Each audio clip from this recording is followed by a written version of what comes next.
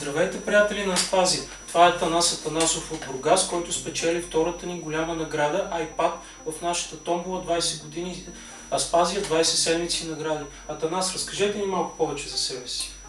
Казвам се Атанас Атанасов, роден съм в град Варна, но живея и работя в град Бургас. На 30 години съм.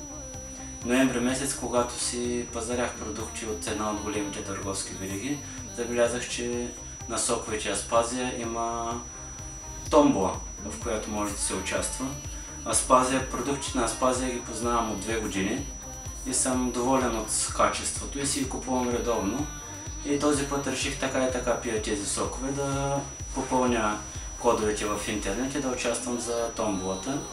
И изневиделица на 31 декември разбрах, че съм спечелил iPad 2. За наградата разбрах на 2 януари, когато веднага се обадих на моите роднини и приятели, за да се зарадват и те. Те естествено се зарадваха. Така че мога да пожелая успех и късмет на всички.